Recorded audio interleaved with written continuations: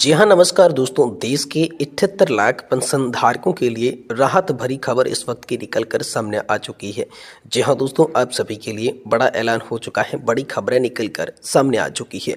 जी हाँ दोस्तों, EPS 95 pensioners की उम्र जो है 75 प्लस हो चुकी है। कब तक लड़ेंगे ईपीएस 95 पेंशन का ये आंदोलन, इसको लेकर दोस्तों हम सभी के लिए बड़ी खबर आई है एम्प्लॉयज पेंशन स्कीम 1995 को लेकर। तो आखिरकार 75 प्लस की उम्र के जो पेंशन धारक है वो कब तक बुजुर्ग अवस्था में अपने पेंशन की लड़ाई लड़ेंगी और क्या उनकी पेंशन में बढ़ोतरी होगी, इसको लेकर तमाम बड़ी अपडेट निकलकर सामने आई है। तो इसके बारे में दोस्तों आज की इस वीडियो के अंदर बात करेंगे। वहीं दोस्तों बात बताने वाले हैं कर्मचारी भविष्य निधि खाता धारकों की बल्ले बल्ले हो गई है। इतने साल की नौकरी पर हर महीने मिलेगी 7,500 रुपये। जी हाँ तो दोस्तों अब कर्मचारियों को जो है प्रति माह 7,500 रुपये की पेंशन मिलेगी। लेकिन कैसे इस राशि का लाभ लिया जा सकता है, कैसे कैलकुलेशन होगा, इसके बारे में दोस्तों आज की इस वीडियो के अंदर संपूर्ण रूप से जानकारी आप सभी को दी जाएगी। और वहीं दोस्तों बात करने वाले हैं कि 7वें वेतन आयोग के तहत आप सभी के लिए यहाँ पर डीए बढ़ोतरी को लेकर बड़ी खबर आ रही है। 2025 में केंद्रीय कर्मचारियों का यहाँ पर महंगाई भत्ता जो है वो बढ़ेगा। तो आखिरकार महंगाई भत्ता कितना बढ़ने वाला है, इसको लेकर क्या बड़ी खबर आई है, उसके बारे में बात करेंगे। और वहीं दोस्तों कर्मचारी भविष्य निधि संगठन के तहत जो फैमिली पेंशन दी जाती है, उस फैमिली पेंशन के लिए महत्वपूर्ण नियम और प्रावधान जो निकल कर सामने आ चुके हैं, जो सरकारी कर्मचारियों की फैमिली पेंशन को लेकर है, तो इसके बारे में भी दोस्तों आज की इस वीडियो के अंदर बात करेंगे। यानी कि दोस्तों पेंशन धारकों से जुड़ी तमाम बड़ी खबरों की चर्चा इस वीडियो के अंदर करेंगे। इसलिए आपसे निवेदन करते हैं कि आप इस वीडियो को कृपया लास्ट तक देखिएगा और चैनल पर नए हैं तो चैनल को भी आप सब्सक्राइब कर लीजिएगा। देखिए पहली बड़ी खबर की बात करें तो देश के 78 लाख पेंशन भोगियों को किस तरीके से राहत मिल सकती है। तो दोस्तों हाल ही में आप सभी जानते होंगे कि सेंट्रल बोर्ड ऑफ ट्रस्टीज की जो बैठक हुई थी, उस बैठक में पीएफ अकाउंट से जुड़े बड़े फैसले लिए गए थे, जिसमें दोस्तों आप सभी की ब्याज दर बढ़ोतरी का फैसला अहम हो जाता है। पहले के जो ब्याज दर मिलती थी अब उसे बढ़ चुकी है 1 लाख रुपए पर। अब आप सभी के लिए यहाँ पर 8,250 रुपए का ब्याज मिलेगा। वहीं अगर आप 5 लाख रुपए तक की राशि आपके प्रोविडेंट फंड के अंदर है तो दोस्तों 41,250 रुपए आप सभी को यहाँ पर मिलने वाले हैं। तो ब्याज दरों को लेकर 78 लाख पेंशन धारकों को राहत दी जा चुकी है। वहीं ईपीएस पेंशनर्स की बात करें तो ईपीएस पेंशनर्स की पेंशन की उम्र जो है 75 प्लस हो चुकी है। कब तक लड़ेंगे ईपीएस 95 पेंशन का ये जो आंदोलन है वो कब तक लड़ा जाएगा। तो एम्प्लॉय पेंशन स्कीम 1995 को लेकर आखिरकार क्या बड़ी खबर आई है पेंशन भोगियों के आंदोलन को लेकर, उनकी पेंशन बढ़ोतरी को लेकर और गुजरती हुई उम्र को लेकर। तो इसके बारे में दोस्तों चलिए आपको विस्तार से जानकारी देते हैं, लेकिन आप वीडियो लास्ट तक देखते रहिएगा तो ही दोस्तों आपको खबर जो है वो सही सटीक और तथ्यों पर आधारित मालूम चल सकेगी। जी हाँ दोस्तों, कर्मचारी भविष्य निधि संगठन यानी कि ईपीएफओ और केंद्र सरकार के खिलाफ पेंशन भोगी ईपीएस 95 हायर और न्यूनतम पेंशन की जंग लड़ रहे हैं। हर स्तर पर आंदोलन हो रहा है। पेंशन भोगी मोनीश गुहा ने कहा है कि वरिष्ठ नागरिकों की आयु 70-75 प्लस हो चुकी है। हर कोई उम्र के इस अधिक निवेश करने या फिर कानूनी रूप से लड़ने के लिए पर्याप्त या फिर सक्षम नहीं है, और हो भी सकता है कि वे बार बार घूमने के लिए शारीरिक रूप से भी पर्याप्त रूप से फिट ना हो। आगे कहते हैं कि मैं अक्सर देखता हूं कि लोग आरोप लगाते हैं जो घर पर बैठे हैं और आंदोलन आदि में नहीं आ पा रही हैं। पेंशनर्स तपन कुमार दत्ता ने यहाँ पर बोलता है कि नेशनल एजुटेशन कमेटी अपना काम कर रहा है, अन्य संगठन अपने काम नहीं कर रही हैं। इसके अलावा कैसे कहा कि उम्र संबंधी समस्या वाले पेंशन धारकों को न्यायालय जाना चाहिए। पिछले कुछ वर्षों से मैंने अपनी सभी यहाँ पर मुहिम के खिलाफ बेकार टिप्पणियाँ देखी, जबकि मैंने बार बार कहा है कि यहाँ पर जो मेरी मुहिम है वो टिप्पणी उसमें आवश्यक नहीं है, इसलिए मैंने उल्लेख भी किया। यहाँ पर दोस्तों मोहिन गौत कहते हैं कि आंदोलन में बुजुर्ग लोग शामिल हैं जो अपनी उम्र से आगे निकल चुके हैं, उन्हें ज्ञान व सलाह नहीं दी जानी चाहिए लेकिन हमेशा सुझाव दिया जाता है। तपन दत्ता ने यहाँ पर मोनीश कुमार को संबोधित करते हुए कहा कि मुझे किसी को कोई ज्ञान सलाह देने की कोई दिलचस्पी नहीं है और मैं कभी भी असाधारण मामलों में सुझाव नहीं देता, लेकिन मेरी डॉक्यूमेंट्री मुख्य उद्देश्य है लोगों को पेंशन के बारे में जागरूक करना है। लेकिन इन समूह में कई लोग अक्सर मेरी सभी जो पोस्ट होती हैं उसके खिलाफ विशेषकर टिप्पणियां देते हैं जो न सीधे आंदोलन कार्यक्रम में क्षेत्र में जाती हैं और न ही कानूनी क्षेत्र में जाती हैं। यहाँ तक कि उन्हें इस मुद्दे का न्यूनतम ज्ञान भी नहीं होता, जो कि यहाँ पर आकर ज्ञान तो देते हैं।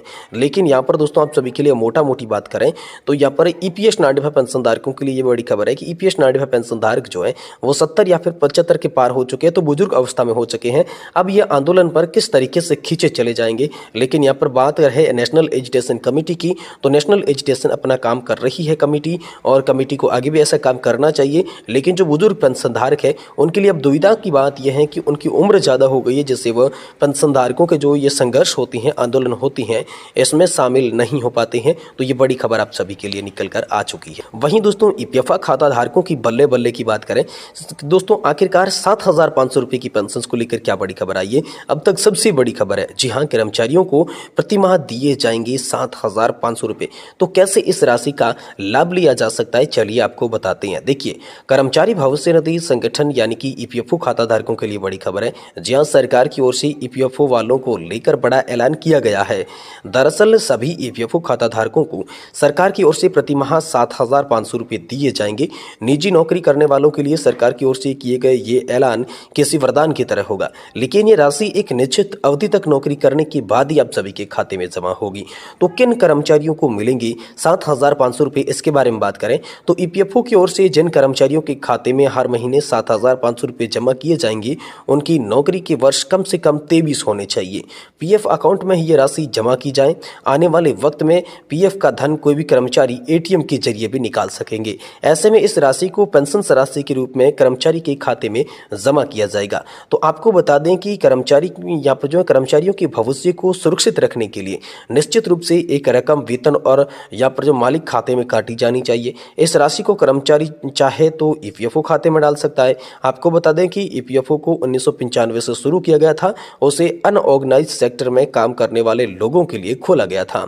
इसमें एक नियम है कि पेंशन उन्हीं कर्मचारियों को दी जाती है जिनकी जॉब कम से कम 10 वर्ष की हो या उनकी उम्र 58 वर्ष पूरी हो चुकी हो। इसके बाद पेंशन निकाली जाती है। हालांकि अब तक कुछ नियमों के तहत ईपीएफओ की रकम जो है निकाली जा सकती है, लेकिन इन नियमों में बड़ा बदलाव किया जा रहा है और जल्द ही जितनी चाहे उतनी रकम आसानी से निकाल सकते हैं। आपको बता दें कि फिलहाल 2 कारणों पर सरकारी कर्मचारियों की पूरी तरीके से पीएफ राशि निकाल सकते हैं।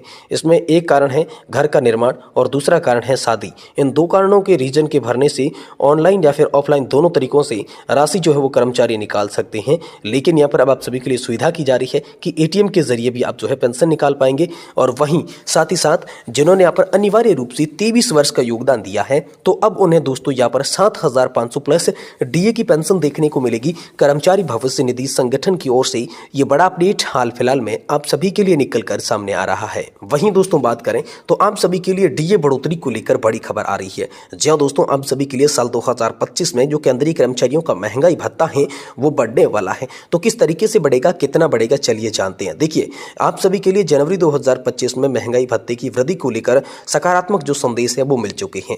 एआईसीपीआई के आंकड़ों के आधार पर डीए का अनुमान लगाया जाता है। सितंबर 2024 तक आंकड़ों का संकेत मिला कि 4% की बढ़ोतरी हुई। महंगाई भत्ते में दोस्तों नया जंप दिखाई दे रहा है। चर्चा एक बार फिर से महंगाई भत्ते में उछाल को देखने को मिली है। एआईसीपीआई के आंकड़ों के मुताबिक कर्मचारियों के महंगाई भत्ते में 3% का उछाल आएगा। तो दोस्तों कैसे आएगा, तो नवंबर और दिसंबर के आंकड़े की बात करें तो एआईसीपीआई का इंडेक्स 144.5 अंक, जिससे डीए आप सभी का 55.5% हो गया, जिससे नवंबर 2024 में 145 पहुंचा, जिससे 55.59% आप सभी का डीए का प्रतिशत बढ़ा। लेकिन दिसंबर 2024 के अंदर आप सभी का 45.3 अंक पर जो है वो यहाँ पर एआईसीपीआई का इंडेक्स आंकड़ा पहुंच गया है। तो इससे दोस्तों डीए यहाँ पर 56.18% यानी कि जो संभावित वृद्धि आप सभी के लिए बताई जा रही है, डीए के अंदर 3% वृद्धि का उछाल आएगा और इसका असर दोस्तों सैलरी में वृद्धि पर होगा। पेंशनर्स को लाभ मिलेगा। 50% डीए हो जाता है तो सरकारी नियमों के अनुसार वो आपका मूल पेंशन के अंदर जोड़ भी दिया जाएगा, ये भी बात है। तो अब दोस्तों डीए बढ़ोतरी का असर जो है सैलरी और पेंशन पर किस प्रकार पड़ेगा, अब देखिए बात देते हैं। देखिए 18,000 रुपये मूल वेतन वालों के लिए या पर 540 रुपये प्रति माह यानी कि 6,480 रुपये की सालाना बढ़ोतरी होती है। वहीं पेंशनर्स के लिए भी समान दर यही लागू होती है। जिनका जितनी पेंशन है उसके हिसाब से उस पर डीए दिया जाएगा और दोस्तों उनकी भी यहाँ पर जो है पेंशन बढ़ेगी। किसी का वेतन अगर 56,000 का है तो 1,700 प्रति माह बढ़ेगा, जिससे 20,484 रुपये उनकी जो वो सालाना रूप में वृद्धि होने वाली है। तो 3% डीए जो है वो आने वाले साल के अंदर आप सभी के लिए बढ़ने वाला है, जिससे बतौर पेंशन और बतौर कर्मचारियों की सैलरी है वो बढ़कर देखने को मिलेगी। ये बड़ा अपडेट हाल फिलहाल में आप सभी के लिए निकल कर सामने आ चुका है।